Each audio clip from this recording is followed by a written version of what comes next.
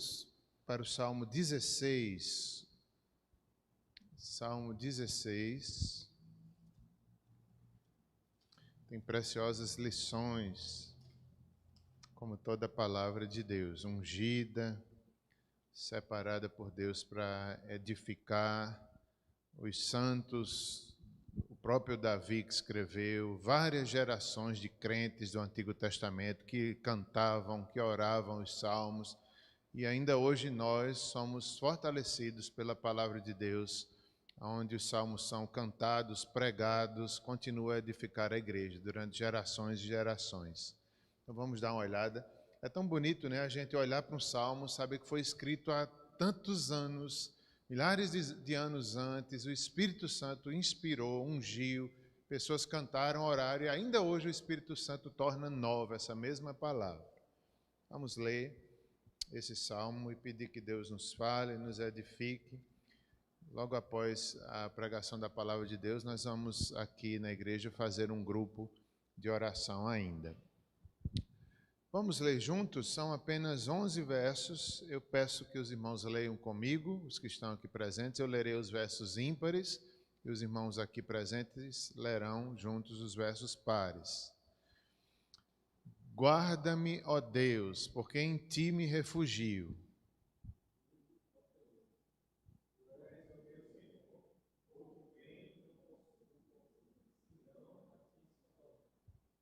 Quanto aos santos que há na terra, são eles os notáveis, nos quais tenho todo o meu prazer.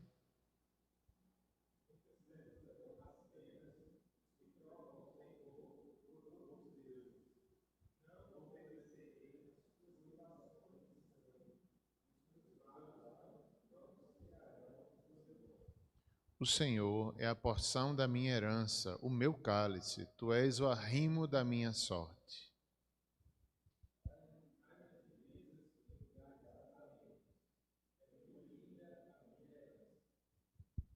Bendigo o Senhor que me aconselha, pois até durante a noite o meu coração me ensina.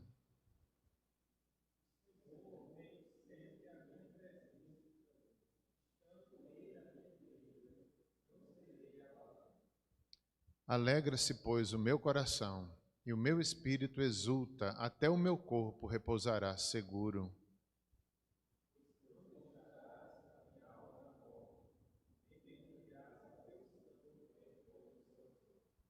Tu me farás ver os caminhos da vida, na tua presença a plenitude de alegria, na tua destra delícias perpetuamente. Amém. Oremos mais uma vez. Senhor, abençoa-nos por meio da tua palavra, edifica-nos, em nome de Jesus. Amém. Irmãos, esse salmo, ele vai crescendo, mostrando que é possível viver nessa vida, nessa terra, numa comunhão muito grande com Deus. De tal forma que ele é algo tão grande, é um prazer tão grande em Deus, uma bênção, é aquele momento de oração, aquele momento de comunhão, e mais do que isso, é viver na presença de Deus. É possível. Davi mostra que vivia assim. Ele ensina aos santos do passado, ensina por meio do Espírito Santo a nós hoje, que nós podemos ter essa presença de Deus em nossa vida, como razão maior, como amor maior, como motivo da nossa vida, da existência, do caminhar, da nossa oração. E assim nós vamos meditar nesse sentido. Esse salmo expressa confiança no Senhor em todo e qualquer tempo. Tem um título colocado aqui na nossa Bíblia de Genebra, que é o Santo de Deus. No entanto, o comentarista que eu estudei, que é o Derek Kidner, da série Cultura Bíblica Vida Nova, ele usa outro tema. Ele colocou o tema Todo o Meu Prazer. Eu gostei mais. É isso que Davi está falando. Deus é todo o meu prazer. Deus é tudo que eu tenho. Ele é maior do que o reino. Ele é maior do que as circunstâncias, que nós não sabemos exatamente qual era a situação de Davi, se era algo que ele estava passando, havia passado, e aqui ele estava narrando, mas o certo é que Deus era a sua segurança. aqui nós vemos também que são afeições centralizadas em Deus. Todo o amor de Davi era muito grande por Deus. Ele tira o foco de qualquer ídolo humano, de qualquer dificuldade, e diz: Deus é maior. Deus é maior do que qualquer Deus falso. Essa afeição tem a ver com adoração, o nosso amor. De quem é o nosso primeiro amor? Davi mostra aqui que é Deus. Nós não podemos ter outro amor, outra ambição na vida, senão Deus em primeiro lugar. Podemos ter outras ambições na vida, não é pecado, mas desde que sejam focadas em Deus, para a glória de Deus. Mas a primeira é nosso amor a Deus, nossa afeição, nosso desejo. Pode faltar tudo, pode ser em qualquer momento da vida, mas meu coração é do Senhor. Esse salmo também traz a ideia de andar perto de ti até chegar ao céu. Ele mostra que a vida como uma caminhada, é um aprendizado, é aprendendo a amar a Deus, é cada vez mais uma peregrinação até chegar na plenitude do céu. Assim é possível viver ainda hoje. Andar perto de ti até o céu. É também entregar-se a Deus na questão de segurança própria. Ele vai nos ensinar pelo Espírito que a nossa maior segurança na vida é estar em Deus. Estamos seguros quando confiamos em Deus. Não há segurança maior. Diante disso, vamos ver o verso 1, quando ele faz uma oração, dizendo: Senhor, me socorre. Como eu já disse, nós não sabemos exatamente qual era a situação que Davi estava vivendo, mas o verso 10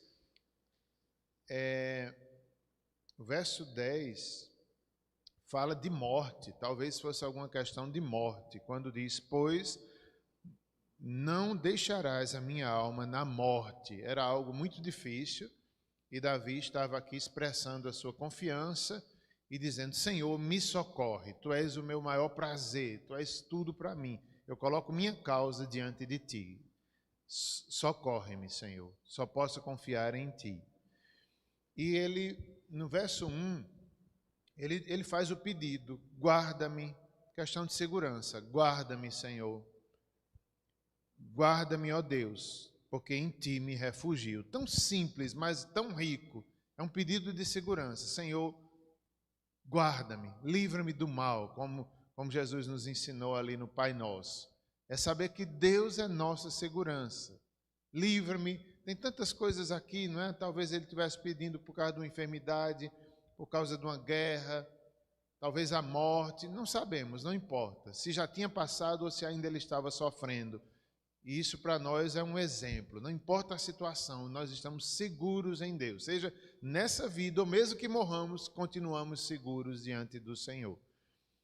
No Novo Testamento, vários versículos mostram essa segurança. Deus é poderoso para guardar a nossa fé até o fim e nos levar seguros para o seu reino celestial. Ainda que morramos, continuamos seguros. Seja nesta vida ou seja depois da morte, Deus continua sendo a nossa segurança, nosso refúgio e nosso Deus. Então, isso é muito forte. A nossa maior segurança é Deus, em todo o tempo e qualquer situação da vida.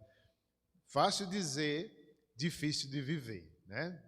Fácil dizer, mas na prática, nas provações, por isso que esse salmo vai mostrar a vida como uma aprendizagem. Nós vamos aprendendo a confiar em Deus. Não é mágico, não quer dizer que a gente não vai vacilar, não quer dizer que não tenha momentos difíceis, mas quer dizer, eu vou aprender. Eu vou aprendendo até chegar ao céu, que é a nossa segurança plena. O segundo aspecto, no verso 2, é o bem-estar. É o nosso bem. Todos nós queremos o bem, mas qual é o nosso maior bem? Qual é a nossa maior felicidade? Não é outra, senão o Senhor. Não é nada além de Ti. Vamos ler o verso 2, quando ele diz: eu digo ao Senhor, Tu és o meu Senhor, outro bem não possuo, senão a Ti somente. A maior riqueza, o bem-estar de Davi aqui é expresso: outro bem não possuo. tu és o primeiro, o meu coração é teu, Senhor, em primeiro lugar. Essas palavras, elas são também, talvez, mais fácil de compreender, quando ditas por Asaf, no Salmo 73, verso 25, quando Asaf, depois de vacilar na fé, depois de olhar para a vida dos ímpios, que ele achava que estava melhor do que ele se achava injustiçado porque era um levita na casa de Deus.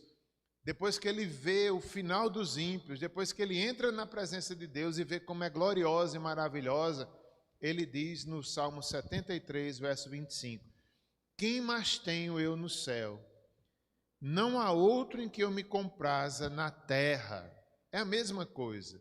É como se Davi e Asaf, é como se eles dissessem, eu olhei em tudo na terra.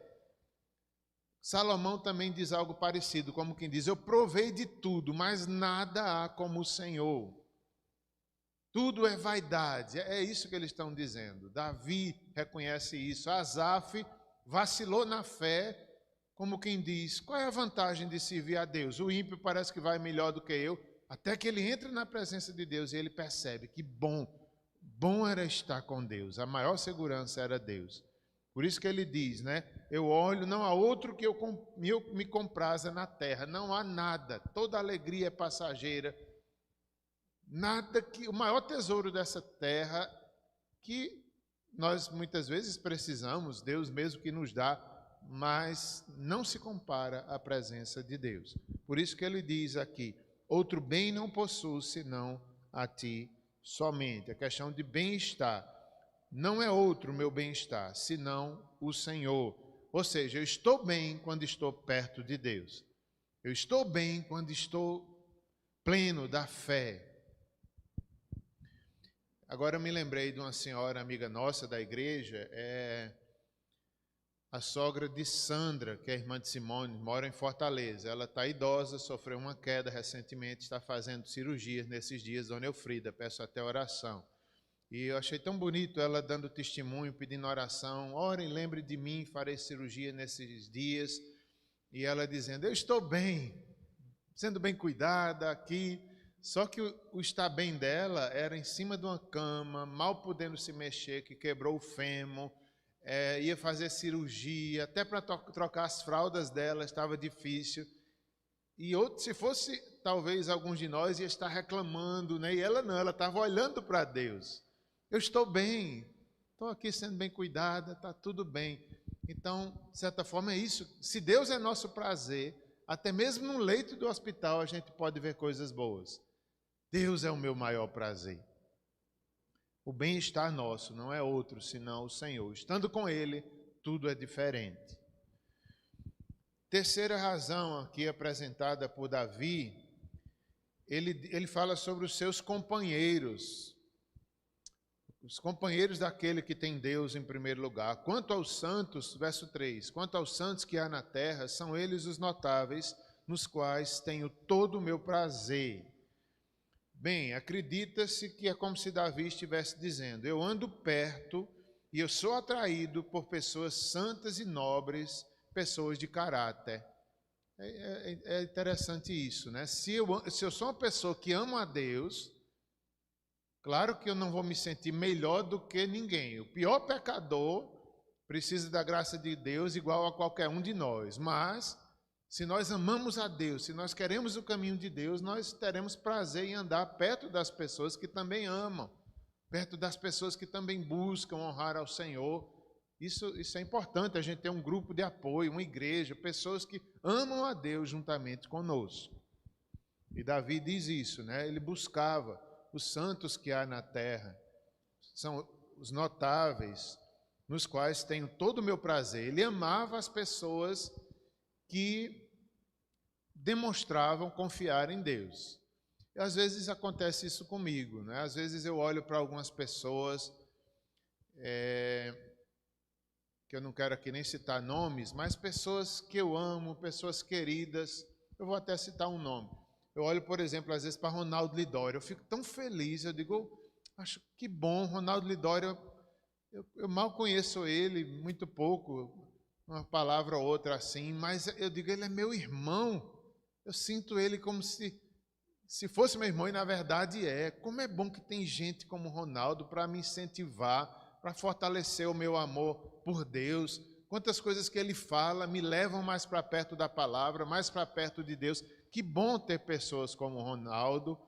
E eu também fico querendo ser uma pessoa assim. Eu digo, Senhor, eu também quero ser assim, estar perto de Ti, para que eu possa ajudar outros a também estarem perto de Ti. Davi fala algo mais ou menos assim. Ele ama estar perto de pessoas que amam a Deus. Verso 4, a questão de adoração e repúdio a qualquer outro Deus falso. Muitas são as penas dos que trocam o Senhor por outros deuses. Não oferecerei as suas libações de sangue, os meus lábios não pronunciarão o seu nome. É um versículo difícil de entender, certamente tem a ver com a cultura da época, com os países vizinhos ali de Israel. Muitas vezes o povo de Deus era tentado à idolatria, como nós ainda hoje somos. Quantas idolatrias batem o nosso coração todos os dias? Eles também eram. E Davi aqui diz, não, eu rejeito as idolatrias, eu confio só no Senhor. Quantos sofrimentos virão sobre aqueles que trocam o Senhor pelos ídolos? Seja um ídolo de barro, de ouro ou qualquer outro ídolo da nossa geração. Terrível. Quantas consequências ruins existem para aqueles que trocam o Senhor, a verdadeira segurança, pela segurança passageira dos ídolos. Seja em qualquer geração, isso é verdade. Versos 5 e 6, o próprio Deus é a herança de Davi. Versos 5 e 6, o Senhor é a porção da minha herança, é o meu cálice, tu és o arrimo da minha sorte, cai-me as divisas em lugares amenos, é muito linda a minha herança. Aqui é tão importante esse texto. Eu lembro que na época que eu estava ouvindo o chamado de Deus para o seminário, para deixar trabalho, tive que deixar trabalhos, tive que deixar algumas coisas na minha vida, oportunidades de trabalho, oportunidades de ganhar dinheiro, de coisas desse tipo. E esse texto me fortalecia muito. Eu dizia, mesmo que eu perca oportunidades de ganhar dinheiro, oportunidades de trabalhos que talvez nunca mais eu vá ter, mas não importa, porque Deus é minha maior riqueza, Deus é minha maior herança. E isso me fortalecia. Senhor, tu és a minha herança. E eu lembrava, e esse texto nos faz lembrar dos sacerdotes do Antigo Testamento, os levitas, que eles não tinham herança aqui nessa terra, como os outros judeus tinham. Para eles não era permitido ter uma herança, ter uma terra no nome deles. Por quê? Porque a herança deles era o próprio Deus. Isso é tão importante, me fortaleceu tanto na hora de deixar tudo para servir o Senhor. No entanto, esse verso aqui não é só para os sacerdotes, não só nos lembra da história dos sacerdotes, não era só para Davi, mas todos nós devemos viver assim. O Senhor é nossa sorte, Ele é nossa herança, melhor dizendo. E no Novo Testamento, nós somos um reino de sacerdotes. Todos nós devemos ter Deus como prioridade. Deus é nossa maior riqueza. Não é terra, não são bens, mas é o próprio Deus. O Senhor é minha herança, é a porção da minha herança, o meu cálice, o arrimo da minha sorte, cai-me as divisas em lugares amenos. É muito linda a minha herança.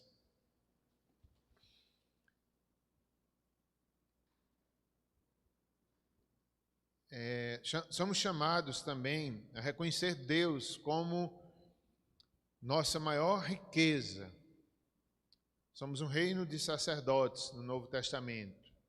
E há uma frase aqui do comentarista, do Derek Kidner, que ele disse: colocar Deus no centro desta maneira não é pietismo exagerado, é obediência pura e simples. Ele chama, porque, de certa forma, esse salmo parece um pouco exagerado, Tanta dedicação a Deus, é tanto amor, Deus é mais importante do que terras, Deus é mais importante do que qualquer coisa nessa vida. Parece um exagero de Davi, parece um exagero dos sacerdotes, deixar tudo para servir a Deus. Mas o comentarista está dizendo, isso não é exagero, isso é obediência pura e simples. Deus espera que todos nós sejamos assim. Deus é nossa maior riqueza, Deus é nossa maior herança. Ainda que tenhamos outras heranças, não tem problema, desde que isso não seja o centro do nosso coração. Essas riquezas, diz o comentarista, o mesmo comentarista, essas riquezas não são inseguras por serem invisíveis. Eu achei incrível esse comentário. Essas riquezas que Cristo nos dá, que a fé nos traz, elas não são inseguras, mesmo que são invisíveis. Mas pelos olhos da fé nós temos essa segurança, nós temos essa riqueza. Por isso que, biblicamente falando, o pobre pode dizer, eu sou rico no Senhor. Eu sou rico no Senhor. O fraco pode dizer, eu sou forte no Senhor. Exatamente por causa dessas bênçãos que são invisíveis, mas são verdadeiras e são aplicadas a nós pelo poder do Espírito Santo e pelas promessas de Deus. Versos 7 a 11, já finalizando, nós temos aqui bênçãos específicas de nossa herança, ainda aqui nessa terra. Primeira delas, no verso 7, Deus nos promete orientação. Deus orienta o seu povo. Aqueles que o buscam, Deus traz uma direção. Verso 7, bendigo o Senhor que me aconselha. Olha que promessa maravilhosa. Deus é nosso maior conselheiro. Quando estamos em dúvidas, podemos orar. Ele traz a sua palavra ao nosso coração. Deus fala. Deus dá como disse o pastor Jeremias, Deus dá uma boa ideia para a gente. Deus ilumina a nossa mente. Deus nos fala pela sua palavra. Deus nos aconselha. Aquele que busca a Deus em primeiro lugar, todas as coisas lhe serão acrescentadas, como diz a sua promessa. Deus nos aconselha, até durante a noite o meu coração me ensina. Eu não sei vocês, mas eu tenho muito esse costume aqui de, antes de dormir, eu penso muito, eu oro muito. É tão bom, quase todo dia antes de dormir eu fico ali pensando em Deus. Não é algo, uma insônia pecaminosa e ansiosa, quando a gente não consegue dormir de tão preocupado com o dia de amanhã, incrédulo, sem confiar em Deus, não é isso. O Salmo 127, ele condena a insônia por preocupação, mas o que Davi fala aqui não é essa insônia pecaminosa, mas é mesmo durante a noite, ali meditar em Deus. É como se fosse um treinamento para enfrentar a dura realidade. Eu me identifiquei muito com isso. Normalmente eu não tenho insônia por preocupação, não é esse o meu caso, eu custo dormir. Mas como eu custo dormir, ao invés de ficar preocupado e ansioso, eu fico meditando, aprendendo, lembrando da palavra de Deus. E é isso que Davi está dizendo aqui.